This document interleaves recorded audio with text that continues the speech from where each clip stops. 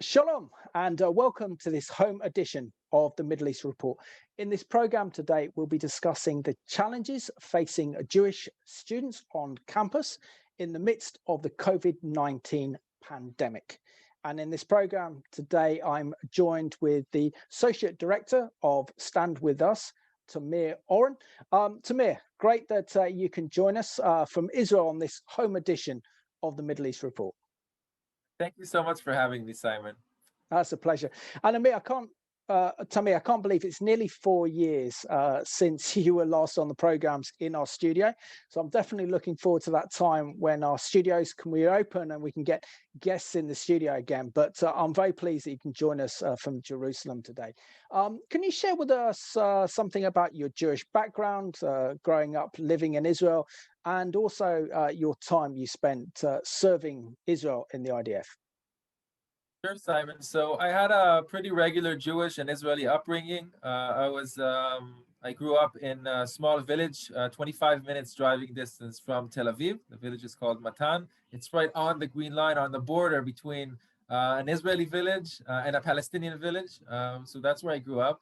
And my story with Israel advocacy and with trying to educate about Israel and countering anti-Semitism actually started when I was in the IDF, in the Israel Defense Forces. I volunteered as a paratrooper in the army, in the military, and after a few months I became a commander, a squad commander, and then an officer leading over 20 soldiers in different war scenarios and different situations in the northern border with Lebanon and Hezbollah, the radical terror organization, and also in the south alongside the Gaza border, and we confronted Hamas over there, an Iranian proxy. So my story began there, actually, when I crossed the border trying to locate missile launchers in Gaza located firing towards my family and friends and towards thousands and thousands of Israelis in 2008. And when I first entered Gaza, I saw missiles in schools, in kindergartens, in different mosques, and I started asking myself questions, but how come the world doesn't know about what's happening here?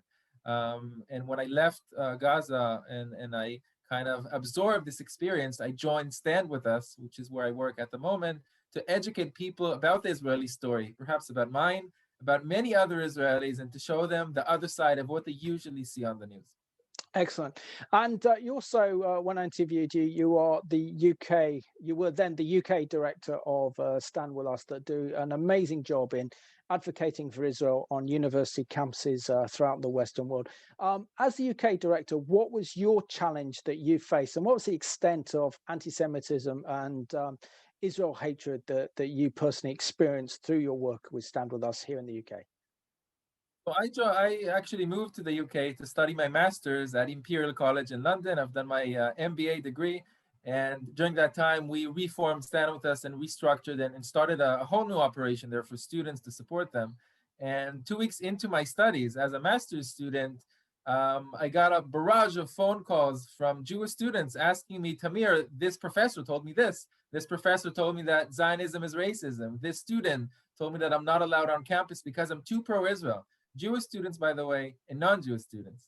And then I understood that there's a problem here. And today, whoever is pro-Israel is being targeted. They're being targeted for different reasons. They're being singled out. Even before COVID, you would see violent events happening on campus. And I've experienced quite a few at SOAS, at UCL, at King's College. You can see different Israeli professors, lecturers, discussing topics that some of them are not related to any conflict whatsoever. Discussing different rights and culture in Israel, but they are singled out and they were attacked and targeted. So that's the reality that began even before COVID-19 and I think amplified during the last period. And what we're trying to do with Stand With Us is to support the students on the ground with knowledge, which I think some of them have to an extent. We're trying to enhance the knowledge that they have to counter and debate different arguments that they see on campus. So knowledge is one thing, and the second is the practical tools of how to do this properly. So the on-camera skills, the public speaking training, and also to understand how to form an Israel coalition on your campus or a society. So these things are very important because you're fighting on a grassroots level with the students on the ground, And as an IDF officer, sometimes, the battlefield is not there in Gaza. Sometimes you're in the trenches across campuses in the US or in the UK. So share with us a little bit with Stand With Us, because it's a very big American stroke Israeli based organization. It's very unique, pretty much in the world, in terms of Israeli organizations and NGOs to actually focus on university campuses, to focus on students as well, and particularly taking the truth of Israel to where it matters, and that's in the world of academia. So share with us how Stand With Us started, and the remit of your organization, because it's a global organization, isn't it, Stand With Us? It's a global organization. It started in the United States during the Second Intifada, where a group of women sat in a living room and opened TV and watched how Israel was depicted during the Second Intifada, when buses were exploding in Israel by Palestinian terrorists, where people were shot in the street in Tel Aviv, Haifa, Kfar Saba, and other cities. And they decided to do something. And that something was to form an organization that would educate about Israel and Israelis, and would counter these narratives and would counter anti-Semitism.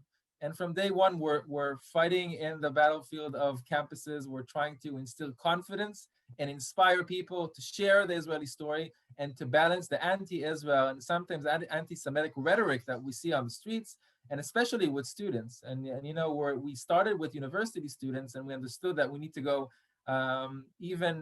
start even sooner. So now we're working with high school students in the UK, sixth form, trying to give them more knowledge and make them understand what's happening here in Israel by meeting Israelis physically, by visiting Israel and understanding the Israeli story. Because as you probably know, and our viewers know, that it's not black or white. There's a lot of gray in the middle, and there's a conflict. So things are complicated, but it's important for us to tell the Israeli story as we see it in a more balanced way, and to educate the public in schools, sixth form, universities, and even older ages as well. So now we're working during COVID, of course, we're working virtually, and we're reaching an audience of more than 20 million people each month on social media.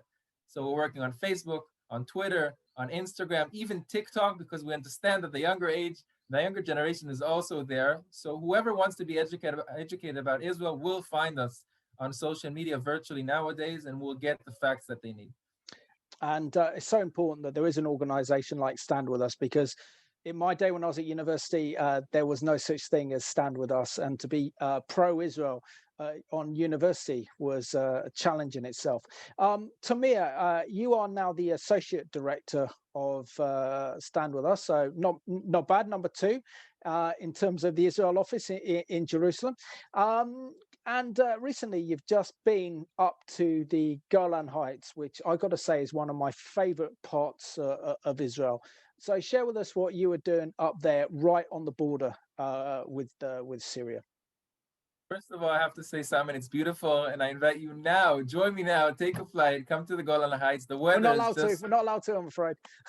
Okay. Yeah, we're starting to accept people in Israel, so we'll just wait until lockdown, releases on your end, and we'll be waiting for you here. I can tell you that. Something very interesting happened in the last few months. We've been approached by different organizations and communities to bring Israel to them, because obviously, Simon, you can't visit Israel and others can't at the moment, but we're trying to bring Israel to you, to people around the world. So a few months ago, at the beginning of COVID, actually, we started sessions called Jerusalem Live, where we bring Jerusalem to your living room with a certified tour guide by Stand With Us, who goes through mainly the old city of Jerusalem, explains the history, the culture, the religion, and physically, while you're on Zoom interacting with him and able to ask questions as if it was a real tour, he goes physically and visited very interesting locations. And at the end, he goes to the Western Wall, to what we call in Israel the Kotel, and he puts a note on behalf of the people watching in the specific community. And it was a major success, and it was very, very emotional. People were crying and singing with us, and then we were able to bring Israel to them because we had no tourists here. And we received later on more requests to show different locations and different angles of Israel. So last week, I went to the Golan Heights with our tour guide, a cameraman, and Lieutenant Colonel Eyal Dro. And Eyal Dro is an Israeli who, during the civil war in Syria a few years ago, provided humanitarian aid to Syrian families, to women and to children, and accepted into Israel, thousands of people, thousands of Syrian wounded, into Israeli hospitals. So we orchestrated this whole military operation to support the Syrian people. And he was acknowledged by the IDF and different countries around the world for doing amazing things. So we walked with him through different locations where he saved lives, filmed that virtually, and now are able to promote that and share that with different people around the world through a new virtual tour that we're showcasing. Absolutely fabulous. And what Israel does in terms of its humanitarian efforts is just incredible. Putting at risk Israeli commandos to go into the border with Syria to bring out the wounded and the injured, and then to treat them in Israel at no cost, and then to bring them back to Syria as well. And that is really changing hearts and minds and perceptions amongst Syrians, to the extent that they've kicked out any kind of Iranian spies or Iranian penetration into that area, because they know that the Israelis will look after them. So that's an incredible work. So really appreciate that. And also you have your own weekly show now on YouTube, having just seen it. I'm very impressed, Tamir. Tell us about it. I learned from the best, Simon. I learned from you, I have to say. Yeah, so a little bit about Israel Weekly. I have to say that everything is virtual now, of course, and we're thinking about ways to bring Israel to different people. And one of the things that are not happening at the moment are the regular Israel updates. I mean, we watch the news once in a while, we read articles, but you don't have it in a very condensed virtual manner. So we started to shoot these Israel Weekly videos.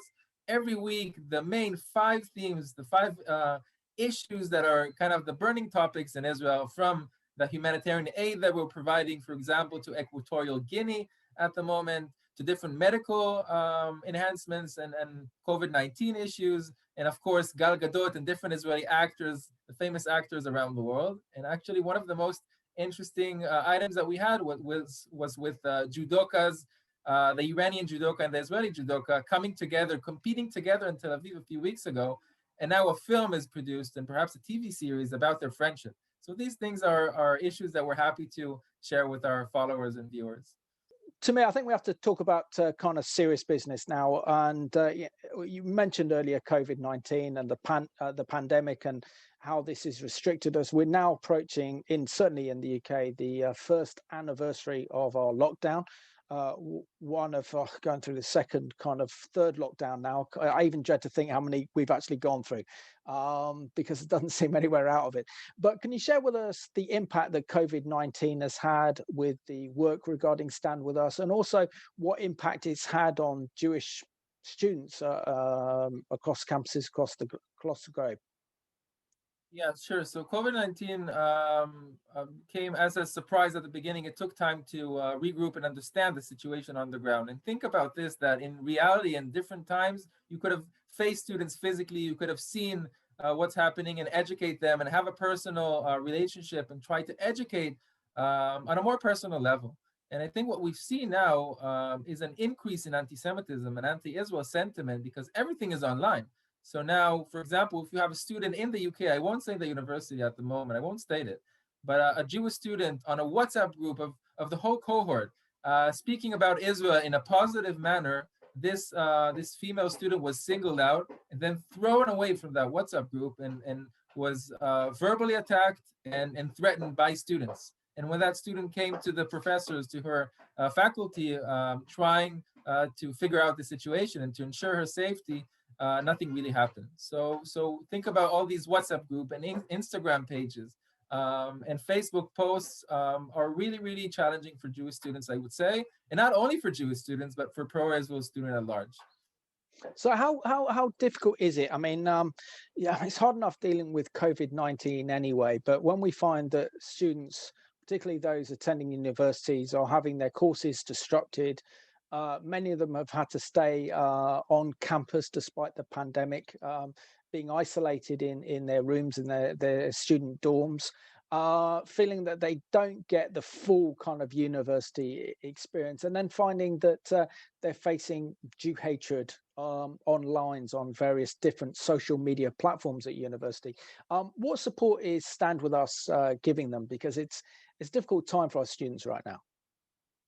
I think what pro-Israel students today, Jewish and non-Jewish, need is a network of young leaders who are willing to do something and want to share their experiences and feel like they're part of one group, one cohesive group. And what we're doing now in the UK as part of the Emerson Fellowship, which is the flagship program of Stand With Us, by the way, globally, we're bringing them together virtually nowadays and instilling them with a confidence to stand up to what's important and to stand up against racism, against anti-Semitism, and to non-apologetically be pro-Israel on campus, to share messages of hope, to share messages of peace. And we do have peace, as you know, of course, with different countries now in the Middle East. We're proud of that. Abu Dhabi, now I'm about to visit Abu Dhabi and Morocco, of course, and others. So this is big for us, and this is big for whoever supports Israel. And we're trying to share that with different students. And through this network, we're equipping them with that, with the tools and the knowledge to do so. Excellent. The other thing I have to ask you as well, when it comes to academia, when it comes to universities, why is it that Israel is singled out more than any other country? And why is it that academically Israel's right to statehood as a nation is only questioned at universities, but we don't see this against any other nation? And when it comes to legitimacy, that Israel has far more legitimacy than most Arab states in the Middle East. And yet again today, we see Israel constantly questioned in the realms of academia. When Israel is 72, coming up to 73 years old as a nation reborn, is becoming an absolute powerhouse in the Middle East. And it's the only state that is the truly democratic in its nature and its institutions, and is actually a force of stability in what is a very dark and dangerous region. So as you said, I have to start by saying that Israel's situation in the Middle East has never been better. Most of my friends in different pro-Israel organizations are visiting different countries now and making peace a reality by enhancing collaborations, whether technological, cultural, security collaborations, and also people to people. So this is something that has never been happened, and we need to acknowledge that. And we need to say that this situation now is much better in terms of what's happening on the ground. But yes, Israel is being singled out in the academia. We've seen professors, for example, in Bristol lately, Professor David Miller accusing students in the UK of being part of this racist conspiracy, about part of the Israel lobby, and try to depict different Jewish organizations as part of this Jewish or Israeli conspiracy controlling the UK. So we're seeing that more and more, and our challenge is to face that with the truth, and that's what we're trying to do. And I have many testimonials, one of them just in front of me from City University, saying that I'm a student who we found a student that argued that the Holocaust was led by Jews in order for them to be seen as a victim so they could set up Israel. So these things are happening, and our message to these people is that truth will prevail, and that's why we're there to counter that. So in the past year, in terms of COVID-19, we've seen the emergence of Black Lives Matter. We've seen the emergence of critical race theory, but it seems to be different when it comes to the Jewish people. That the institutions and even the students themselves don't see anything particularly wrong with anti-Semitism.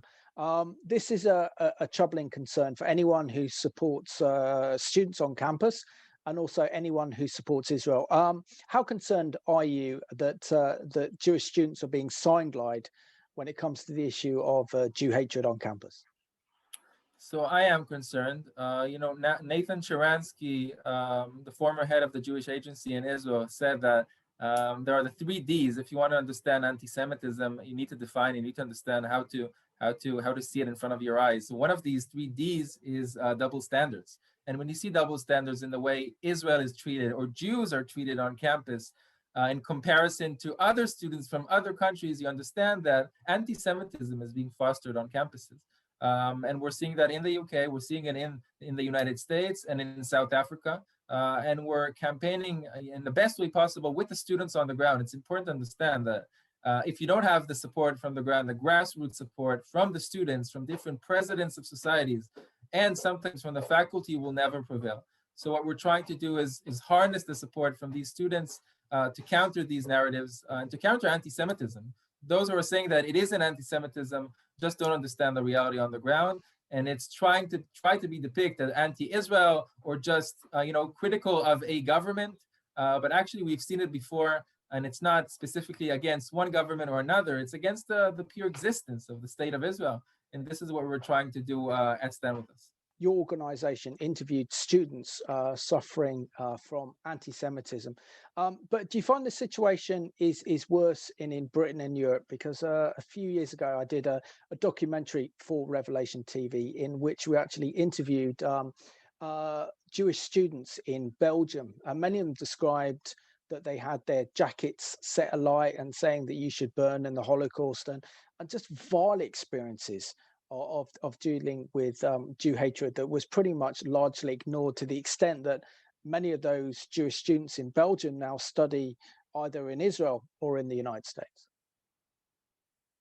Yeah, so I think we are seeing a rise in anti-Semitism, specifically in the UK, but also across Europe. And you're seeing waves of immigration of Jews from these countries towards Israel, even during COVID-19. We're having airplanes coming to this country with immigrants looking for a safe haven. So Israel has never been more important to the Jewish people at the moment because of different different issues around the world, but also in the UK, when students or just regular community members are facing physical abuse. And I can share dozens of videos from the previous year or a couple of years of Jews being cursed out on buses and so on in workplaces. So the answer for that in many issues is actually making the aliyah, as we say in Hebrew, immigrating into Israel, and we're seeing Israel thriving actually during these years, but it's a sad reality, and I would hate seeing Jews fleeing and running away from a certain country, whether it's Belgium or the UK, because of anti-Semitism, which is why Stand With Us is trying to give those tools and to educate the general public also in the UK about the dangers of anti-Semitism, bringing us back 60 and 70 years ago. And as a grandson to Holocaust survivors, I can show you videos and bring you my grandfather right here. He's 94 years old. He's alive and well, and he can share with you the dangers of Jew hatred in Lithuania, and then in different concentration camps where he saw his friends and his family members being murdered. So we don't want to see that again. That's why we need to stand up, never quit this fight against hatred, and instill confidence and pride into your followers and viewers, ours, and many others around the world. No, absolutely. When it comes to Holocaust education now, and considering that your grandfather's still alive, which is incredible, he's able to share his powerful story of how he survived and how he overcame the evil of Nazism, and is one of those brave and courageous men that can share their horrendous experience that we hope no one will ever experience again. But as we see that generation die out, isn't there a great concern now that we're having less first-hand testimonies of what happened, and particularly when we're reaching kind of a younger, like snowflake millennial generation, how easy or difficult it is to reach that generation with what happened, so that they are aware of the true extent of the evil that is Jew hatred and where it can lead? We are seeing more Holocaust deniers, and it's becoming harder and harder. If I can share the challenges of my line of work to educate people, because those survivors are dwindling, and the numbers of them who are able to share their stories is decreasing.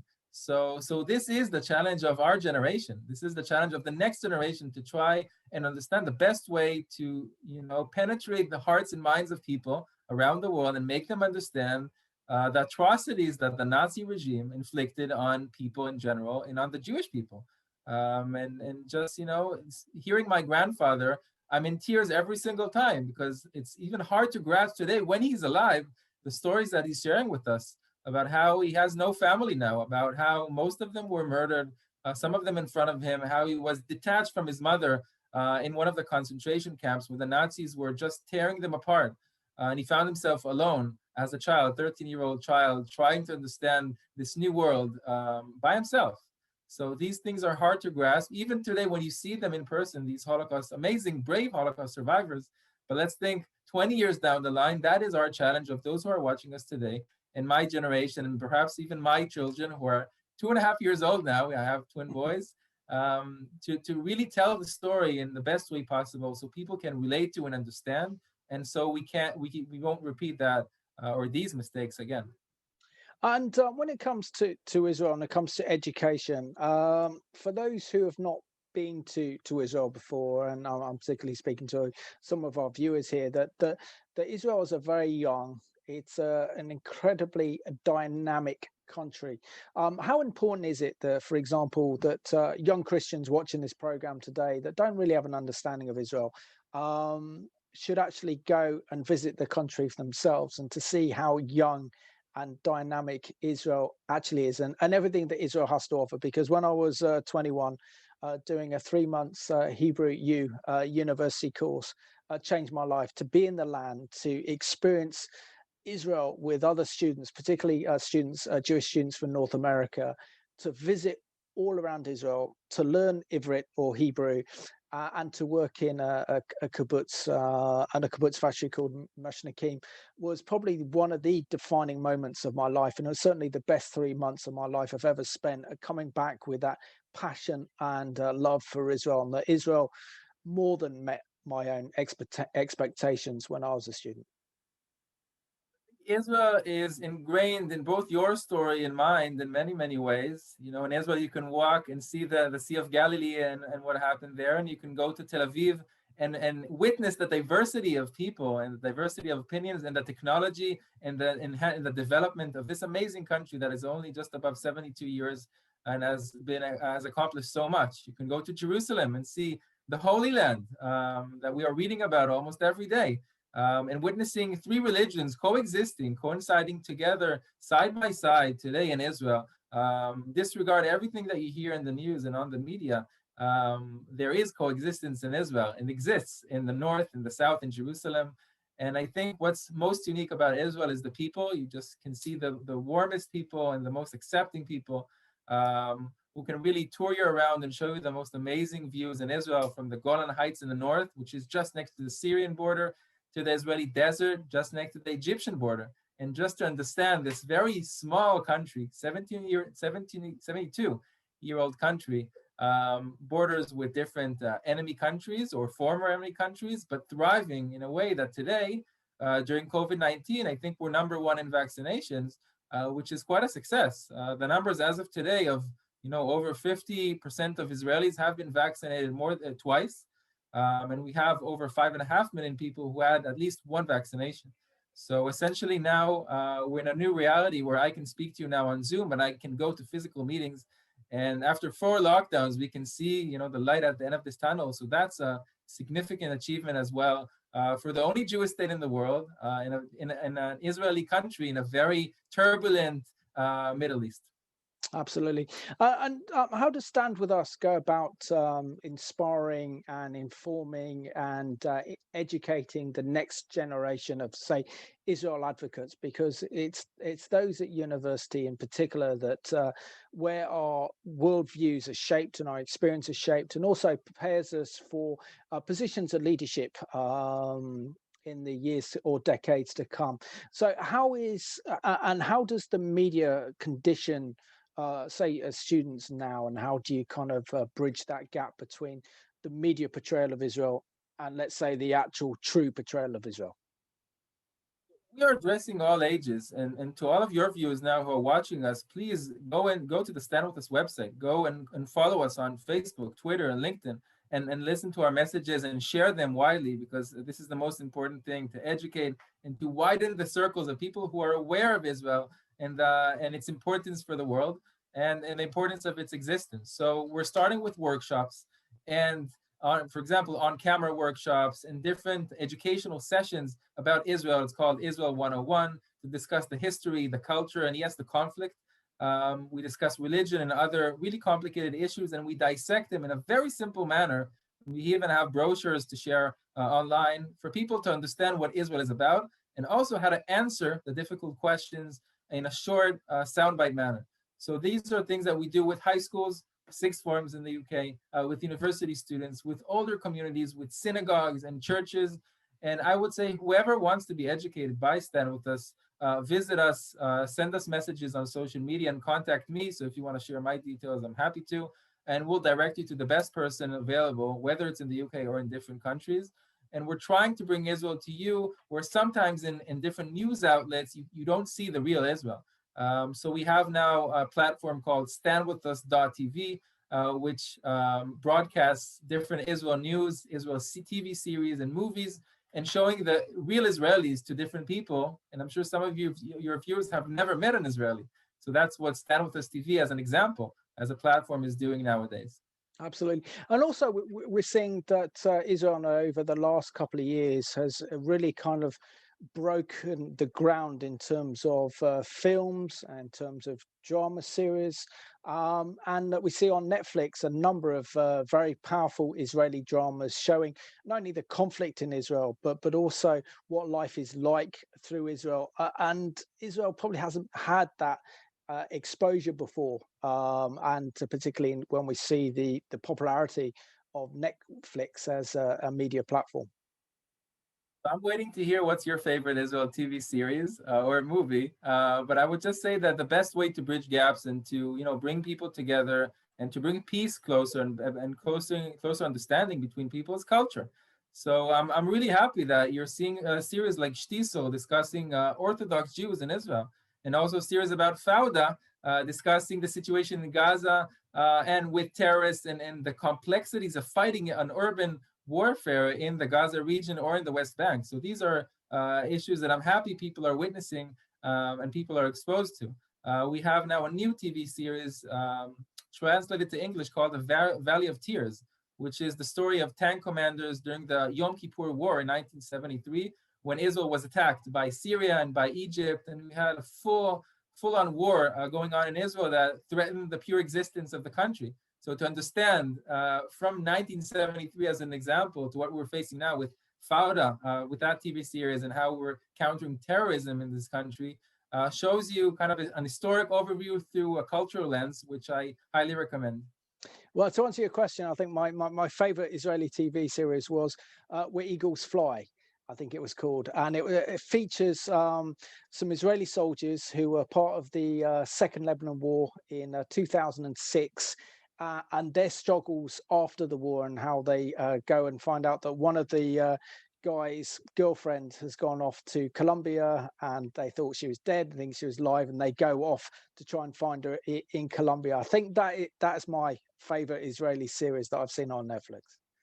So I have to comment on that and say that I was a soldier during the Second Lebanon War, and many of my friends are suffering from PTSD, and these are the silent wounds of this war. And what Israelis tend to do after their military service is to go abroad and decompress for 2 months, 4 months. Some of my friends went on a year-long trip just to kind of relax from that intense environment. So we're living in a very difficult and tough neighborhood. But I think what depicts Israel most is the word resilience. So at the end of the day, we're able to, regroup, recover, and begin our lives, and with creativity and innovation, really thrive in this small country in the Middle East. And these are one of my favorite TV shows as well, Simon. So we have just one more thing in common. Exactly. There's one particular scene where the Israeli police chief takes over the position of the other chief police because he's been corrupted by the Colombian mafia, and she goes over and in Colombia, and the state police in Colombia says it's really dangerous in the jungle, and I advise you not to go, and she says, I'm going, I'm an Israeli. And I think that really does sum up that Israeli spirit, that nothing's too difficult, nothing's too challenging. You can't say I can't go, because even if I put myself in danger, I'm used to it, I'm an Israeli.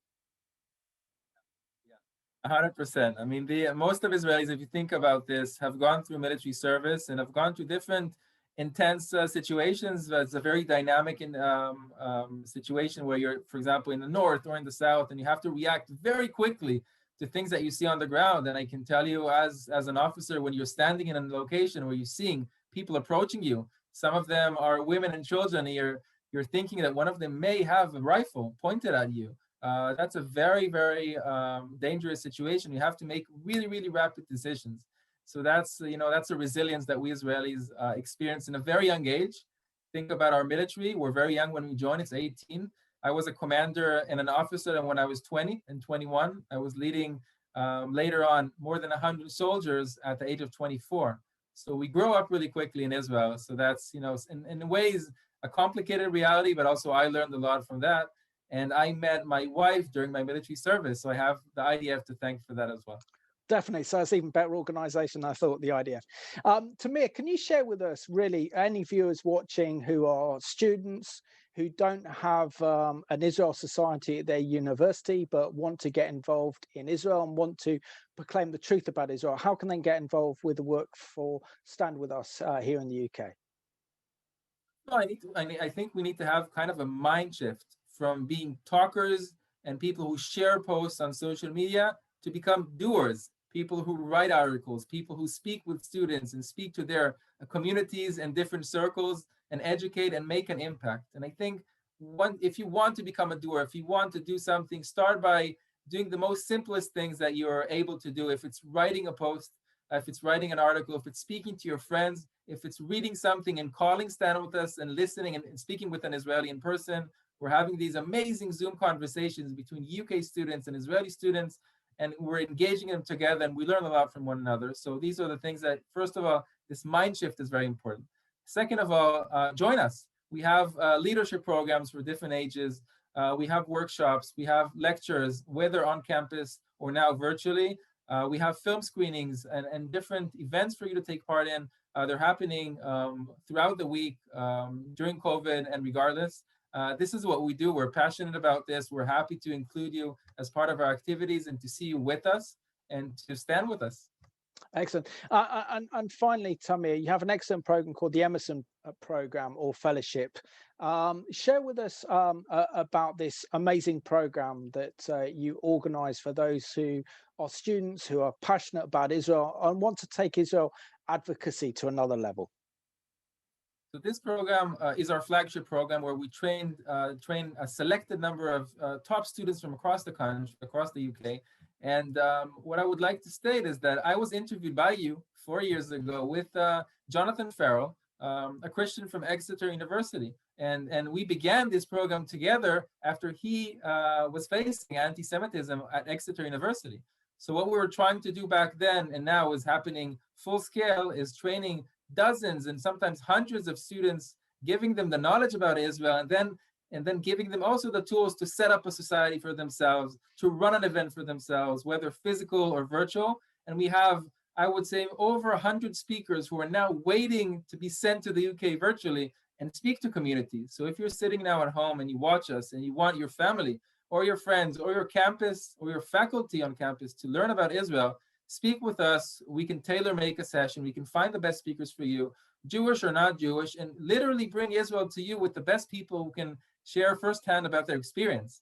I can tell you about myself that one of my sessions is sharing about my personal story as an IDF officer and how it is to fight in Gaza against Hamas and to be up north in Lebanon against Hezbollah and the challenges there, the difficulties, and also explain to you, as an 18-year-old Israeli, what were my thoughts and now how do I see things a few years after. So, Tamir, I thank you so much for being my guest on today's Middle East Report. You've done a great job.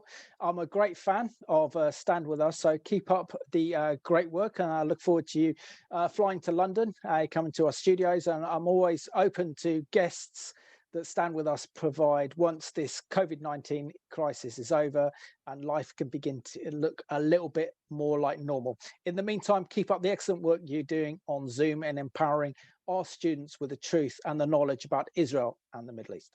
So I just want to thank you for watching this home edition of the Middle East Report. And it's so important that we support Jewish students on campus. And if you're a student, you're a Christian, you love Israel, then get involved with the work with Stand With Us, because they need it. And we need to proclaim the truth of Israel's precarious situation in the Middle East and how vibrant and democratic Israel is to students who know nothing about Israel. And that's why it's so important that we stand and support the work of Stand With Us.